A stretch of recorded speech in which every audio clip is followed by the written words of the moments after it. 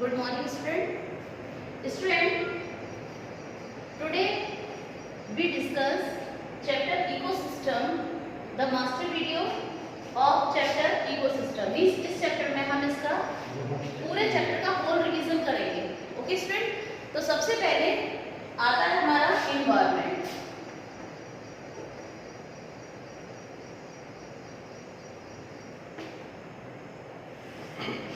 What do you understand by the environment? Environment क्या है?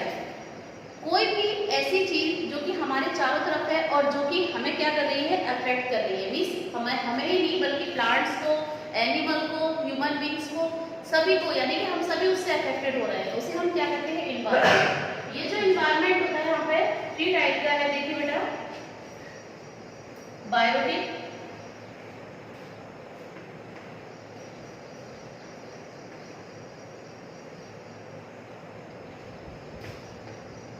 Abiotic and cultural. Okay, यहाँ पर देखिए आपको 3 टाइप्स का है, biotic, abiotic and cultural. Biotic में जितने भी लिविंग ऑर्गेनिज्म हैं, living being means plant, animal and so on, means और भी जो भी है, जितने भी लिविंग ऑर्गेनिज्म है वो किसके उसमें आते हैं, बायोटिक एनवायरनमेंट में. ओके बात, ओके. इसके मतलब एनवायरनमेंट के इसको हमने 3 फैक्टर है, तो biotic factor, abiotic factor and cultural factor. Okay student, अब उसके बाद देखिए यहाँ पर आते हैं बायोटिक. इसको हम बोलते हैं living and abiotic non living.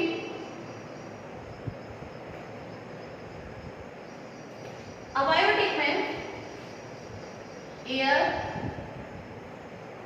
Water, soil, temperature, ये सारी चीजें आती हैं. उसके बाद आता है कल्चरल. कल्चरल में क्या है, जो जितनी भी ह्यूमन के द्वारा एक्टिविटी की जा रही है और उनका जो इन्फ्लुएंस है, यानी कि उनका जो इफेक्ट है वो हमारे इन्वायरमेंट पे पड़ रहा है, वो आता है कल्चरल में. ओके स्टूडेंट, उसके बाद देखिए next topic is ecosystem.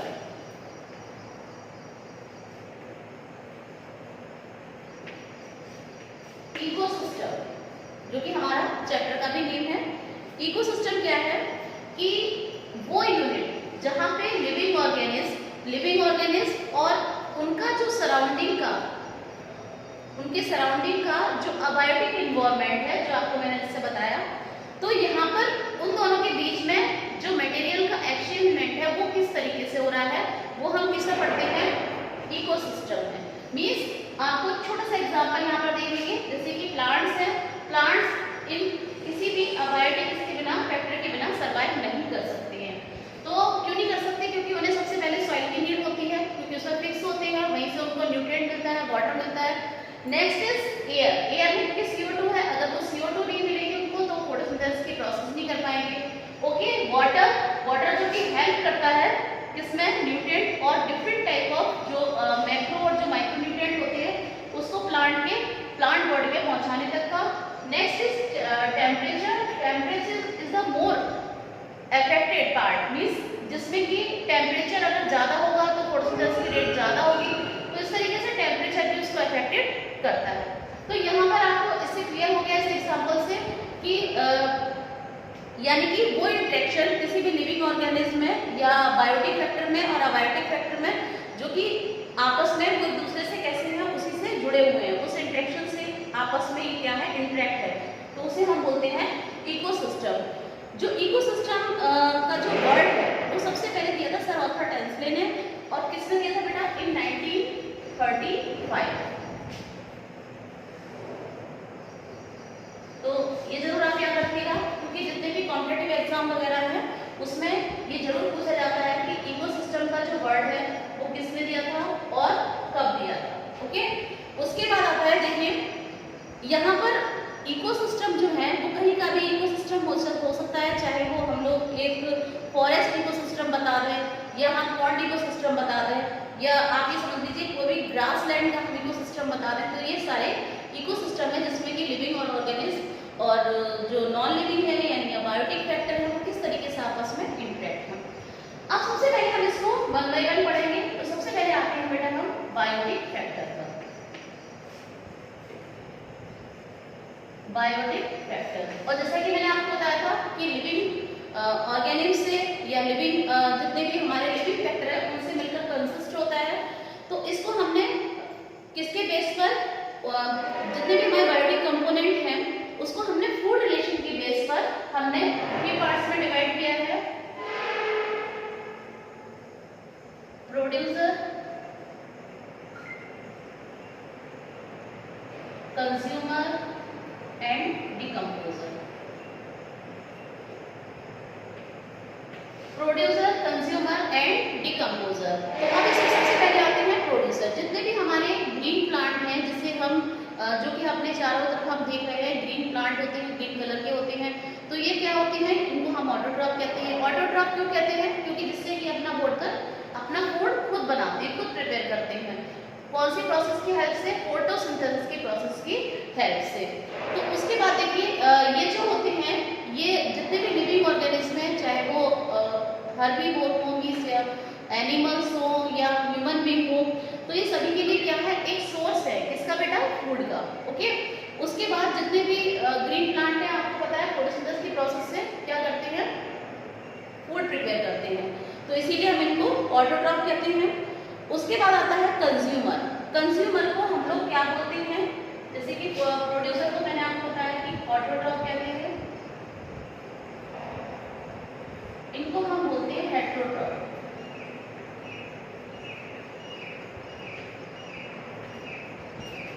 Heterotroph, heterotroph का मीन्स यहाँ पर होता है विषमपोषी, और ऑटोट्रॉफ का मतलब होता है स्वयंपोषी, जो कि अपना फूड खुद ओन यानी ओन तरीके से अपने स्वयं अपने तरीके से ही उसको प्रिपेयर कर रहे हैं। तो यहाँ पे जो ऑटोट्रॉफ होते हैं तो ये जो उनकी जो फूड की रिक्वायरमेंट होती है वो किसी और से पूरी होती है, मीन्स वो अपना खुद फूड प्रिपेयर नहीं कर पाते हैं, इसीलिए हम इनको फैगोट्रॉफ भी कहते हैं। ये जो होते हैं अपनी जो एनर्जी होती है वो प्रोड्यूसर से डायरेक्टली और इनडायरेक्टली वे में वहीं से अपनी एनर्जी को क्या करते हैं, लेते हैं। उसके बाद जितने भी एनिमल्स होते हैं उनको हम कंज्यूमर इसलिए कहते हैं क्योंकि वो प्लांट्स और एनिमल को कंज्यूम करते हैं। उसके बाद डिपेंडिंग ऑन द फूड दे ईट, यानी कि उसके आधार पर कि वो किस तरीके का भोजन लेते हैं, उनको हमने 3 कैटेगरी में डिवाइड किया है। कंज्यूमर को herbivore, carnivore and omnivore. Herbivore वो होते हैं जो कि सिर्फ और सिर्फ प्लांट खाते हैं। कार्निवोर वो होते हैं जो कि फ्लैश खाते हैं, यानी कि दूसरे एनिमल्स का फ्लैश खाते हैं। ओमनिवोर वो होते हैं बेटा जो कि हर्बीवोर यानी कि जो कि प्लांट्स को और एनिमल्स दोनों को अपने फूड के रूप में लेते हैं। अब हम आते हैं, हमारा लास्ट है डिकम्पोजर। ओके, हमने आपको प्रोड्यूसर बता दिया, कंज्यूमर बता दिया, अब हम आते हैं डिकम्पोजर। तो डिकम्पोजर को हम सेप्रोट्रॉफ भी कहते हैं।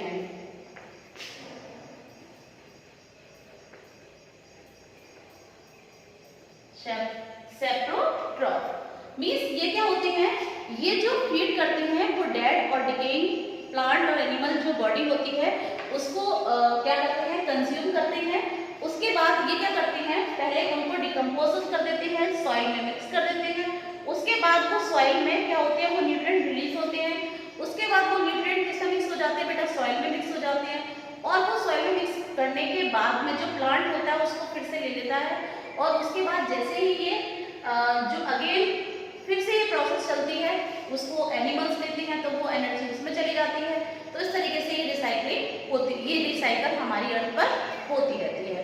अब आते हैं हम लोग food chain and food web.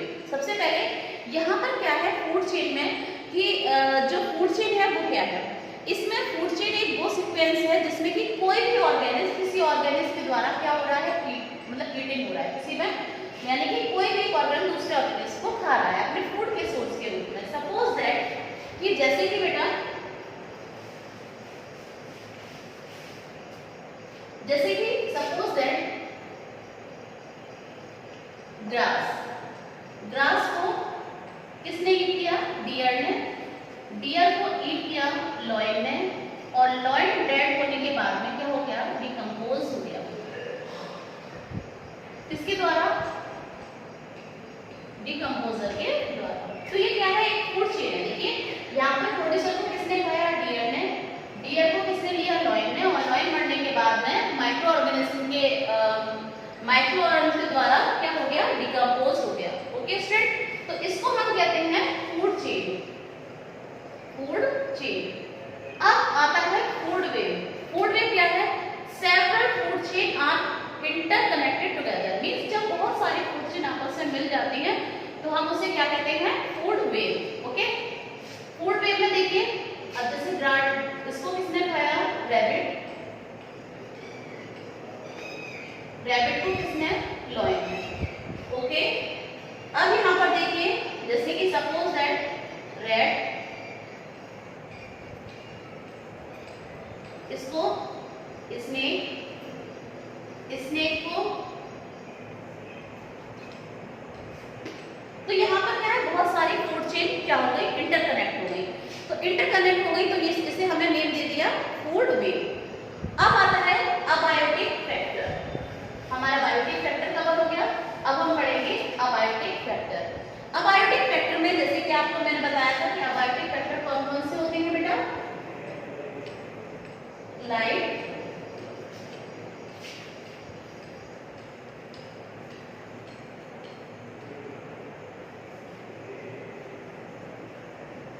Abiotic factor, ये सभी अबायोटिक फैक्टर हैं। कौन कौन से हैं, यहाँ पर लाइट है, second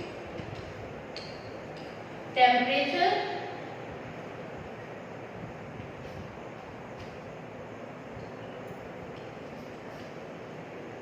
wind, fourth water, now fifth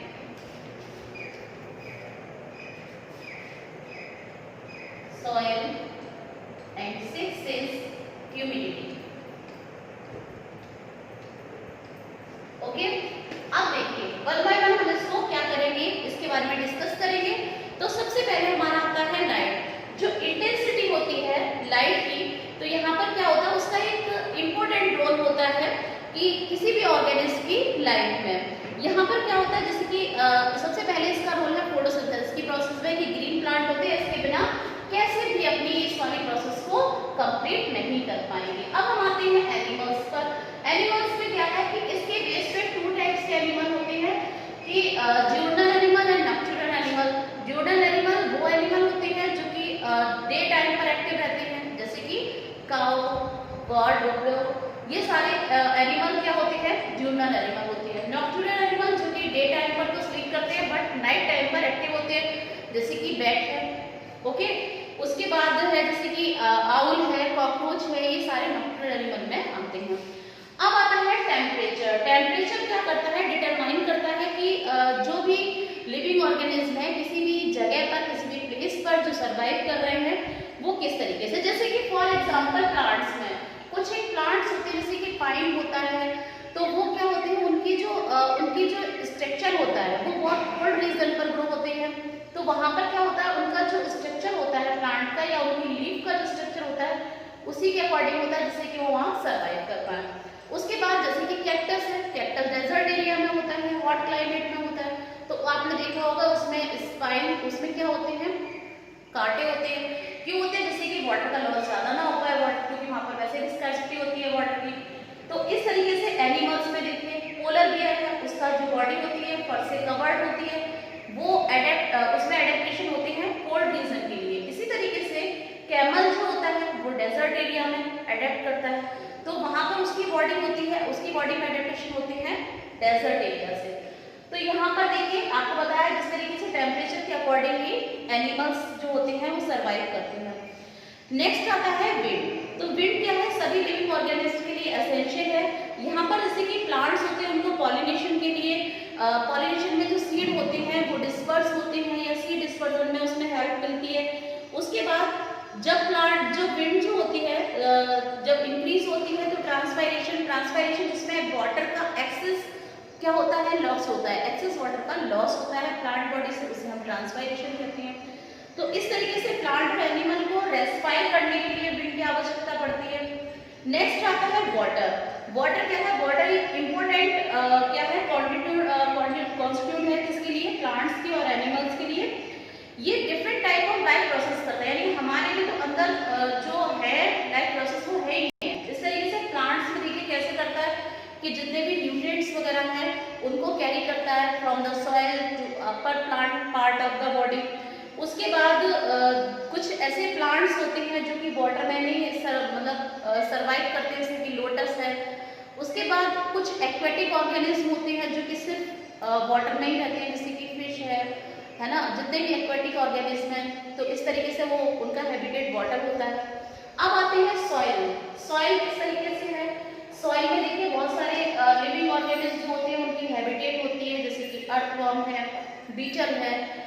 उसके बाद सॉइल जो होती है वो प्लांट उसमें फिक्स रहते हैं, बिना सॉइल के जो उसमें न्यूट्रिएंट वगैरह उसको नहीं मिल सकते हैं, मैक्रो एंड माइक्रो न्यूट्रिएंट। उसके बाद ह्यूमिडिटी क्या है?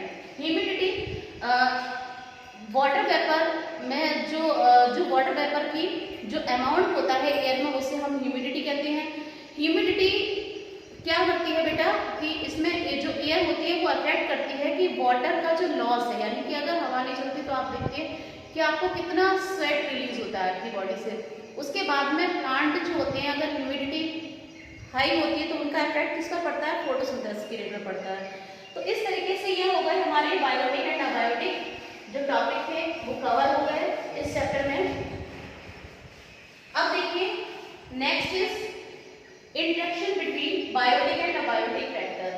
तो इंटरेक्शन मीन्स इन दोनों में इंटरेक्शन क्या है, किस तरीके से ये आपस में जुड़े हुए हैं या किस तरीके से आप आपस में ये एक दूसरे को इंटरेक्ट कर रहे हैं।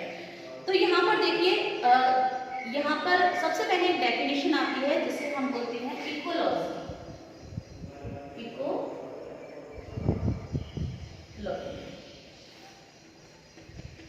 इकोलॉजी क्या है? तो देखिए the study of interaction and relationship between biotic and abiotic factor means environment में जो अबायोटिक और जो बायोटिक जो फैक्टर है इनके आपस में क्या रिलेशन है और ये एक दूसरे को कैसे इंटरेक्ट कर रहे हैं, उस चीज की स्टडी करने को हम क्या कहते हैं बेटा? इकोलॉजी। तो इकोलॉजी जो वर्ड है वो सबसे पहले किसने दिया था? हैकल ने, अर्नेस्ट हैकल ने दिया था, और इसीलिए हम उनको फाउंडर ऑफ द इकोलॉजी भी कहते हैं। अब आता है इसमें फॉरेस्ट इकोसिस्टम, यानी कि अब हमने डिफरेंट टाइप के फॉरेस्ट इकोसिस्टम पढ़ेंगे। फॉरेस्ट इकोसिस्टम में देखिए आपको बहुत सारी चीजें देखने को मिलेंगी। यहाँ पर आपको बायोटिक और अबायोटिक दोनों तरीके के आपको जो फैक्टर हैं वो देखने को मिलेंगे। तो सबसे पहले कंपोनेंट ऑफ फॉरेस्ट इकोसिस्टम में अबायोटिक कंपोनेंट जैसे कि ऑर्गेनिक इनऑर्गेनिक सब्सटेंस होते हैं सॉइल में प्रेजेंट होते हैं, जिसमें कि जितने भी डेड ऑर्गेनिज्म वगैरह होते हैं वो इंक्लूडेड होते हैं। बायोटिक कंपोनेंट में जैसे ट्री है, शर्ब है, हर्ब है, स्मॉल ग्रासेस है, वो सारे इंक्लूडेड होते हैं। उसके बाद यहाँ पर आपको मिलेंगे देखने को primary consumer, secondary consumer and tertiary consumer. Primary consumer में क्या होगा, जैसे कि आंट है, बीटल है, छोटे छोटे से ऑर्गेनिज्म आ जाएंगे। उसके बाद सेकेंडरी कंज्यूमर में वो ऑर्गेनिज्म आएंगे जो कि प्राइमरी कंज्यूमर को फीड कर रहे होंगे। ओके, जैसे कि लिजार्ड है, स्नेक है, तो ये किसको खा रहा है? रैट को खा रहा है, जैसे कि, और लिजार्ड क्या छोटे छोटे से इंसेक्ट वगैरह को खाती है अपने फूड के रूप में। उसके बाद आता है टर्शियरी कंज्यूमर। टर्शियरी कंज्यूमर वो कंज्यूमर होते हैं जो कि सेकेंडरी कंज्यूमर को अपने फूड के सोर्स में फीड करते हैं। ओके स्टूडेंट, उसके बाद आता है डिकम्पोजर। डिकम्पोजर में क्या होते हैं, जितने भी माइक्रो ऑर्गेनिज्म होते हैं वो सारे इंक्लूडेड होते हैं, जो कि क्या करते हैं, जितने भी डेड प्लांट्स हैं, एनिमल्स हैं, जब वो डेड हो जाते हैं और सॉइल में उनको मिक्स करके उनको चेंज कर देते हैं, यानी उनको डिकम्पोज कर देते हैं। नेक्स्ट आता है role of flora and fauna.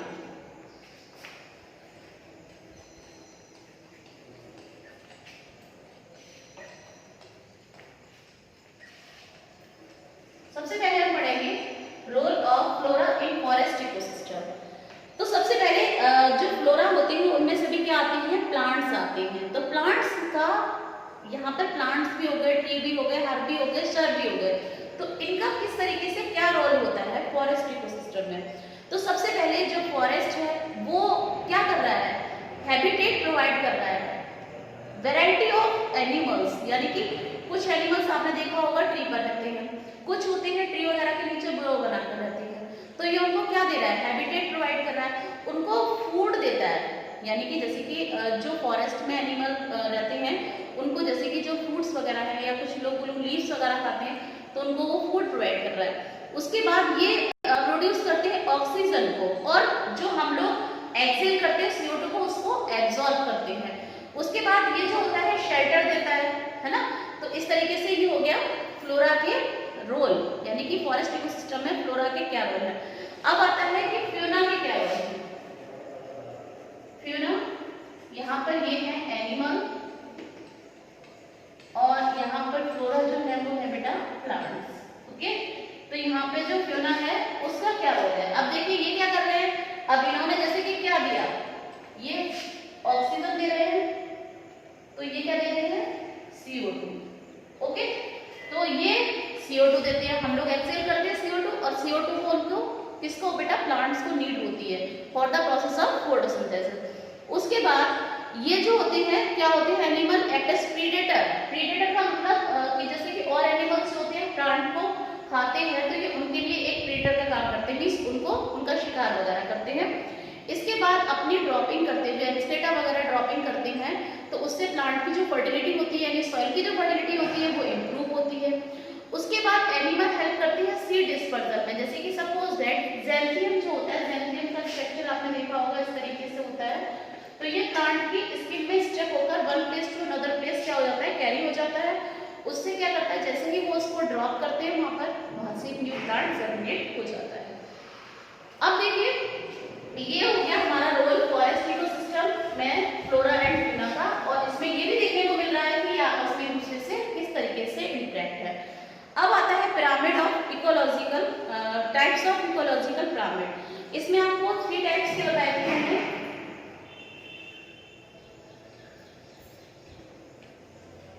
Pyramid of number,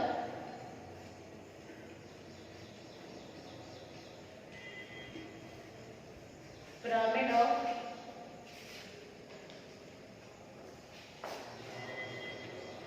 biomass and pyramid of energy. Okay, तो यहाँ पर ये था कि पिरामिड ऑफ नंबर में क्या था कि नंबर के उससे रिप्रेजेंट करता है ये, यानी कि इस तरीके से आपको मैंने बताया था कि जो सबसे ज्यादा नंबर जो होते हैं वो सबसे बेस पर प्रेजेंट होते हैं, उसके बाद क्या होता जाता है, डिक्रीज होता जाता है नंबर का। इसमें आपको एग्जांपल दिया था पॉन्ड इकोसिस्टम का, जिसमें क्या था छोटे छोटे से डाई एटम वगैरह थे वो यहाँ पर प्रेजेंट थे। उसके बाद में यहाँ पर स्मॉल फिशेस प्रेजेंट थी, और सबसे ऊपर क्या था, लार्ज फिशेस क्या थी, प्रेजेंट थी। तो यहाँ पर आप देख रहे थे कि जिस तरीके से ये ऊपर होते जा रहा था, टॉप पर हम लोग जाते जा रहे थे, तो यहाँ पे जो नंबर था वो कैसा होता जा रहा था, डिक्रीज होता जा रहा था। बेस पर जो होता है नंबर वो सबसे ज्यादा क्या होते हैं, number of base always are high, मतलब यहाँ पर जो नंबर सबसे बेस पर होता है वो सबसे ज्यादा हाई होते हैं। उसके बाद यहाँ पर ये जो पिरामिड ऑफ नंबर होता है ये कैसा होता है, ऑलवेज। उसके बाद ये कैसा होता है बेटा, जैसे जैसे आप एपेक्स पे जाते जाएंगे यहाँ पर जो कंज्यूमर की संख्या है वो कैसी होती जाएगी, डिक्रीज होती जाएगी। उसके बाद यहाँ पर जो सबसे ज्यादा मैक्सिमम नंबर होते हैं वो सबसे नीचे आते हैं। अब देखिए आता है pyramid of biomass. Pyramid of biomass में आपको मैंने बताया था कि जो वेटेड वाले के हिसाब से मैंने आपको बताया था कि यहाँ पर आपको एक ट्री वाला एग्जांपल दिया था मैंने। सपोज दैट एक ट्री है, ट्री इस तरीके से आपको बताया था। ओके, तो यहाँ पर इस तरीके से ट्री पर बहुत सारे और जैसे कि बर्ड वगैरह है वो रहती है। उसके बाद यहाँ पर इसमें क्या बताया था कि जिसका बायोमास, जिसका जैव द्रव्यमान सबसे ज्यादा होता है वो क्या होते हैं, नीचे उसका एपेक्स सबसे टॉप पर होते हैं, और जो कम होते हैं धीमे धीमे वो सबसे ऊपर प्रेजेंट होते जाते हैं। तो इसमें क्या था कि जो प्रोड्यूसर होते हैं वो ऊपर जाके कैसे हो जाते हैं, डिक्रीज होते जाते हैं। यहाँ पर अब आपको एनर्जी का, पिरामिड ऑफ एनर्जी में आपको बताया था मैंने कि किस तरीके से एनर्जी प्रोड्यूसर से कंज्यूमर में, कंज्यूमर से प्रोड्यूसर से प्राइमरी कंज्यूमर, प्राइमरी से सेकेंडरी और सेकेंडरी से टर्शियरी कंज्यूमर में किस तरीके से क्या होती है, ट्रांसफर होती है, और किस तरीके से जो प्लांट्स थे वो कितनी एनर्जी को सिर्फ यूटिलाइजेशन कर पा रहे थे। तो वो हमने पढ़ा था पिरामिड ऑफ एनर्जी में। ओके स्टूडेंट, अब आता है इंटरडिपेंडेंट बिटवीन ऑर्गेनिज्म।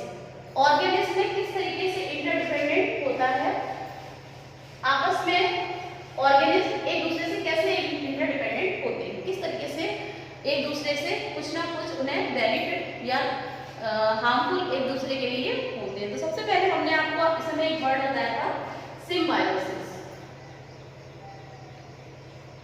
सिम्बायोसिस में क्या था बेटा कि इसमें मैंने आपको एग्जांपल दिया था माइक्रोरेजिया और लेग्यूम प्लांट और लाइकेन का। तो यहाँ पे मैंने आपको बताया था कि सिम्बायोसिस वो प्रोसेस होती है जिसमें कि कोई भी जो ऑर्गेनिज्म होते हैं वो एक दूसरे से फिजिकल कांटेक्ट में होते हैं और वो दोनों ही एक दूसरे के लिए क्या होते हैं, बेनिफिशियल होते हैं, यानी कि एक दूसरे के लिए हार्मफुल नहीं होते, यानी कि इनको एक दूसरे से कुछ ना कुछ मिल रहा होता है। अब जैसे इसमें एग्जांपल दिया था मैंने, किसका दिया था आपको, लाइकेन का दिया था। लाइकेन जो कि किसके उससे बना है, एसोसिएशन से, एल्गी और प्लस फंजाई। ओके, तो यहाँ पर जो एल्गी है वो ग्रीन होती है कलर में और ये क्या दे रही है इसको, फूड। ओके, किसको, फंजाई को। और जो फंजाई है इसको जितने भी न्यूट्रिएंट है या जो मिनरल है वो इसको प्रोवाइड कर रहा है। तो यानी कि इन दोनों का आपस में एक दूसरे से दोनों ही क्या है, एक दूसरे के लिए बेनिफिटेड है। तो इसका एग्जाम्पल क्या हो गया, लाइकेन हो गया। अब जैसे सेकंड एग्जाम्पल है लेग्यूम। लेग्यूम की आपको मैंने एग्जाम्पल देखा कि उसकी जो रूट्स होती हैं लेग्यूमिनेसिस प्लांट की, वहां पर नोड्यूल प्रेजेंट होते हैं और इन नोड्यूल के पास में रहता है राइजोबियम बैक्टीरिया। ये राइजोबियम बैक्टीरिया जो होता है वो नाइट्रोजन को फिक्स करता है रूट्स में। तो वहां पे जो नाइट्रोजन की जो कमी होती है वो पूरी होती है। और जो ये प्लांट है लेग्यूमिनेसिस प्लांट जो है वो इसको क्या दे रहा है, वो इसको शेल्टर दे रहा है। तो इन दोनों को आपस में कुछ ना कुछ मिल रहा है। यानी कि अब आया था, मैंने आपको बताया था प्रीडेशन। सेकंड था इसमें फर्स्ट सिम्बायोसिस एंड सेकंड था प्रीडेशन।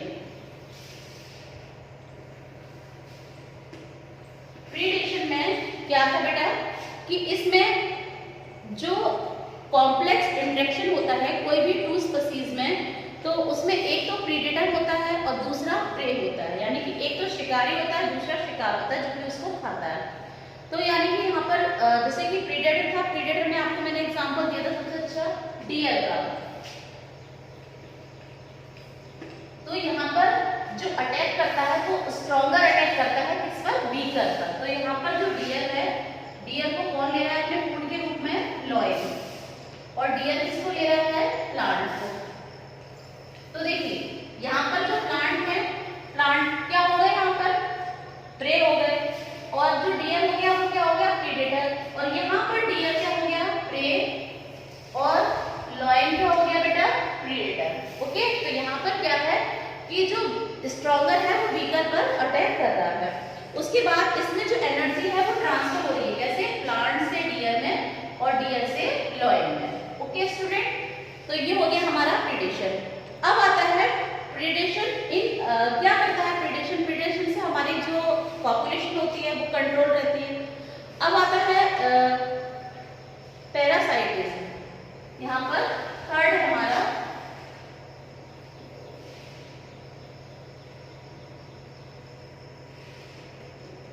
पैरासाइटिज्म। इसमें क्या है कि यहाँ पर स्ट्रॉन्गर जो था वो वीकर पे अटैक कर रहा था, यहाँ पर वीकर जो है वो स्ट्रॉन्गर पे अटैक कर रहा है। ओके, जैसे कि हमारे जो उसमें रहता है टैबॉन है, लिवर फ्लूक है, तो वो क्या है, वीकर है। ओके, हम लोगों की एवज में क्या है, वो वीकर है, लेकिन वो हम लोगों से क्या कर रहा है, सारे न्यूट्रिएंट्स वगैरह को ले रहा है। ओके, तो वो न्यूट्रिएंट वगैरह ले रहा है, उसके बाद वो क्या कर रहा है, हमें उसके बदले में कुछ दे रहा है नहीं। तो ये क्या होते हैं, ये हमेशा क्या होते हैं बेटा, हार्मफुल होते हैं।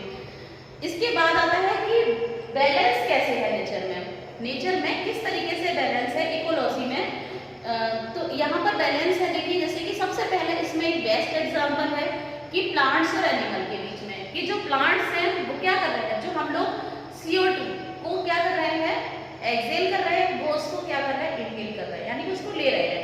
उसके बाद में वो क्या कर रहे हैं, ऑक्सीजन को रिलीज कर रहे हैं, वो ऑक्सीजन को हम ले रहे हैं। तो इस तरीके से हमारे जो अर्थ पर क्या बना हुआ है, CO2 और O2 का बैलेंस है। उसके बाद जो भी हमारे प्लांट्स और जो एनिमल हैं वो इस लेवल को हमारे नेचर में क्या कर रखा है, उन लोगों ने बेटा मेंटेन कर रखा है। उसके बाद जो भी CO2 है, फैक्ट्री से निकलने वाली जो गैसेस हैं हार्मफुल, जैसे कि CO2 है, और व्हीकल से निकलने वाली जो ऑटोमोबाइल से रिलीज होती है, उसको क्या करते हैं, तो ये हमारे एटमॉस्फेयर को क्या करते हैं, प्योरीफाई करते हैं। इसीलिए हम लोग कहते हैं बार बार ग्रो प्लांट, ज़्यादा से ज़्यादा पौधे लगाइए। उसके बाद आता है green house effect and global warming. Green house effect क्या है, ग्रीन हाउस इफेक्ट क्या है, ग्रीन हाउस एक ग्लास की बनी हुई बिल्डिंग होती है, एक स्ट्रक्चर होता है जिसमें कि उन डेलिकेट प्लांट्स को ग्रो किया जाता है। बहुत ही ज़्यादा डेलिकेट प्लांट्स होते हैं, उनको ग्रो करते हैं।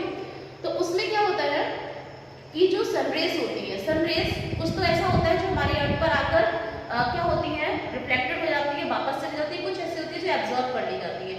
एब्जॉर्ब करने के बाद में, क्योंकि ग्लास की जो बिल्डिंग है यहाँ पर और उसके अंदर जो ग्रीन प्लांट्स हैं, तो ये क्या करते हैं, CO2 उनको क्या चाहिए, CO2 गैस इसको चाहिए फोटोसिंथेसिस के लिए। तो उसके बाद जो यहाँ पर जो हीट आती है, जैसे कि ये ग्लास का जो बना हुआ स्ट्रक्चर होता है, ये हीट हो जाता है, तो उसे क्या करते हैं, जब इसको टेम्परेचर इसको मिल जाता है, वार्मर टेम्परेचर मिल जाता है, जैसे कि बाहर होता है सेम उसी तरीके से अंदर हो जाता है।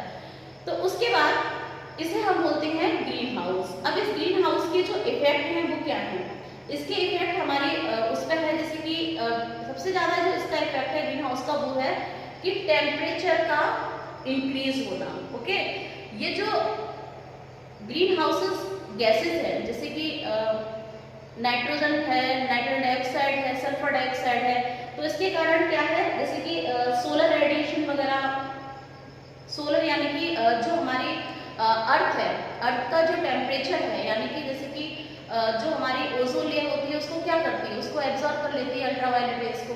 तो ये क्या करते हैं, ओजोन लेयर क्योंकि हमारी डिप्लीट होती जा रही है, तो यहाँ पर ये ग्रीन हाउस की वजह से क्या हो रहा है, टेम्परेचर में इंक्रीजमेंट हो रहा है। और जो इस टेम्परेचर में एक जो हमारा कांस्टेंट टेम्परेचर होता है, जब उससे ज़्यादा वो टेम्परेचर हो जाता है तो उसे हम कहते हैं ग्लोबल वार्मिंग। और इस ग्लोबल वार्मिंग से जैसे कि सी लेवल है वो इंक्रीज हो रहा है, और उसके बाद प्लांट्स पर, एनिमल्स पर इसका एडवर्स इफेक्ट पड़ रहा है। तो इस तरीके से स्टूडेंट आज हमारी इस वीडियो में हमारा जो इकोसिस्टम चैप्टर है वो होल चैप्टर हमारा कवर होता है। Okay student, thank you.